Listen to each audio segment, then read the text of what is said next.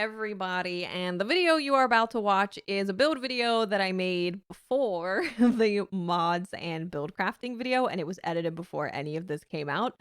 So this build still works obviously really well in the current sandbox, but when the sandbox changes with some of the mods, this just isn't going to make a lot of sense. The build still works by itself without the mod inclusions, but the mod inclusions are going to be a little bit different.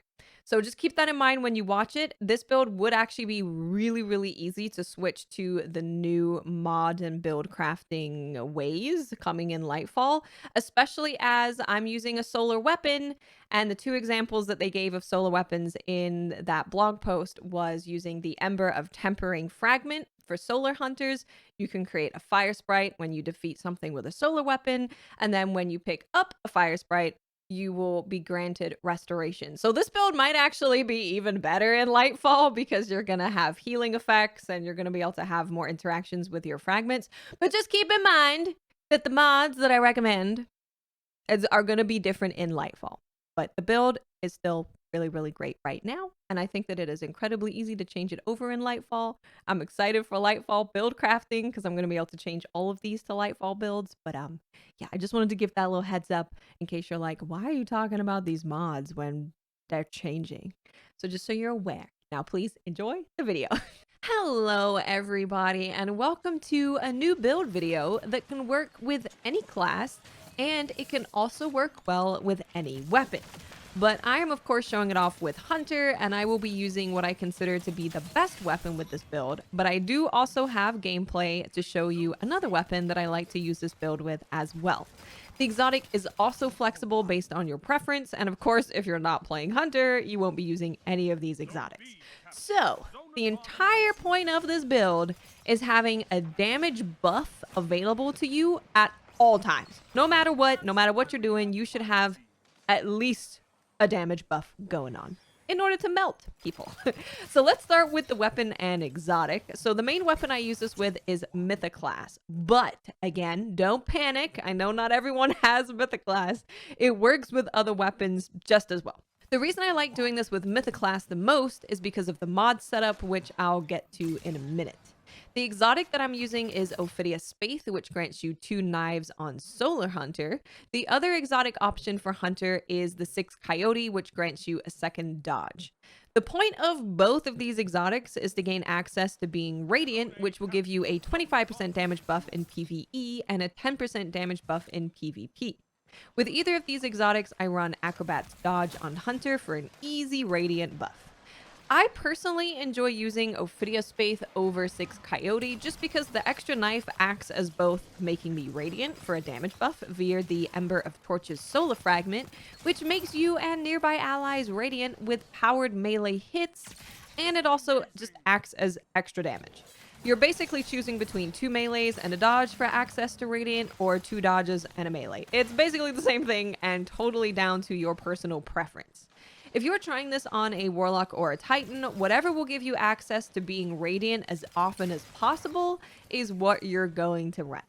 So let's take a quick look at my Solar Hunter build. I am of course using Acrobat's Dodge, and I'm using Proximity Knife. You can use whichever knife you want, but I do like being able to just throw knives everywhere. And when people walk into them, I get Radiant. It also kind of acts as a way of letting me know where people are coming from. So if I'm surrounded by a bunch of enemies, I can throw a knife at one door, I can throw a knife behind me, and if it gets tripped, I know where they are. Plus they burn! So I basically know where they're moving to. It's not exactly wall hacks, but it does give you a pretty good idea of where people are moving because you can see them burning. For aspects, I'm running On Your Mark and Knock 'em Down. Knock 'em Down is going to be the aspect that's refreshing your knives for you, because whilst you're Radiant, final blows with your knife will refresh your melee, and if you're running Ophidia Spaith, it will refresh both of your knives at the same time. For fragments, I'm using Ember of Empyrean, which makes solo weapon or ability final blows extend the duration of restoration and radiant effects applied to you. Great for keeping up your radiant damage buff. Ember of Solace for radiant and restoration effects to last longer.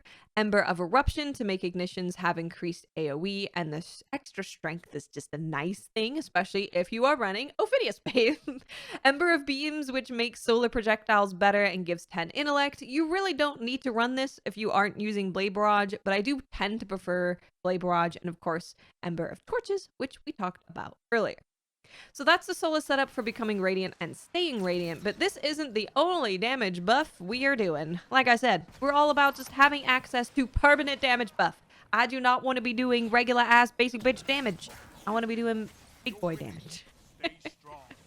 So this is where the armor mods come in for even more damage buff stacking. We'll take a look at the mythoclast build first, then I'll take you through using it with other weapons. Don't worry, I do have Destiny Item Manager link in the description, which will allow you to just copy and paste this build easy peasy. So if you just want to freaking copy it right now, you can go do that, but stick around and listen to how I use it. So on my helmet, I'm running Harmonic Siphon. This will make me create an orb whenever I kill 2 or more targets with mythoclast. And Powerful Friends, which gives you plus 20 mobility. On my arms, I'm running Fusion Rifle Reloader and Taking Charge. So when I pick up an orb, I become charged with light. You see where I'm going here. On my chest, I'm running High Energy Fire, which gives you a bonus to weapon damage. On my pants, I'm running Radiant Light, which gives us plus 20 strength. Good for more melees. And then on my class item, I'm running Quick Charge, which will make you charge with light by rapidly defeating enemies with a fusion rifle or shotgun. You will also have access to Ever Ready, which greatly increases the ready speed of fusion rifles, shotguns, SMGs, and swords. Now, the reason why this build is so good and melts people faster than they would ever expect, especially with mythoclast, is because it's a fusion rifle. It allows me to run a shotgun or a fusion rifle as well as mythoclast, and all of those kills with those weapons count towards Quick Charge. Being charged with light with this build is really easy to keep up, and if you can't keep it up, you have your Radiant to buff your damage, so you always have access to some kind of damage buff. But you can access being charged with light by picking up an orb or killing someone with your mythoclast, your shotgun, your fusion rifle, and then of course you have Radiant to help you get that charged with light buff. Now, it is worth noting that Radiant and High Energy Fire do no longer stack. However, High Energy Fire will grant you 15% damage against other players compared to Radiant's 10% damage buff. So if you are charged with light, the higher damage buff will take priority. And like I said before, the reason I like running both is because I always have a damage buff. I don't want to exist without a damage buff with this build. So I pop Radiant, which allows me to do more damage, which allows me to kill more people to then get my charge with light going. And it just feels really great. I really like these together, even though they don't stack. I do enjoy using them together very much.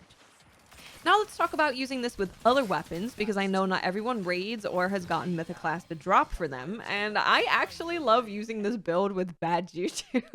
Bad Juju is unironically a pretty solid weapon, especially right now, and it has its own damage buff via String of Curses, which makes kills refill the magazine, increase your damage, as well as giving you super energy, which is great if you're running a low cooldown super like Blade Barrage. Yeah, it's all coming together. Buffing up a weapon that refills its mag on kills is just some of the most fun I've had, because you're doing a ton of damage and you're just endlessly firing. And then as you keep getting kills with String of Curses, you're stacking String of Curses and your damage is getting higher and you're charged with light and you're right. There's just a lot of damage going on. It's really, really, really fun.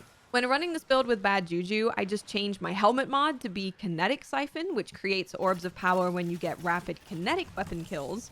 Then I changed the mod on my class item from Quick Charge to Swift Charge, which makes you charged with light by rapidly defeating enemies with a pulse rifle, sidearm, or submachine gun. The only problem with using Bad Juju is that it doesn't take advantage of the solar fragment Ember of Empyrean, which extends your radiant on solar weapon kills. But that's honestly not a big deal at all. We have so much access to Radiant and also to High Energy Fire that we are not concerned about that.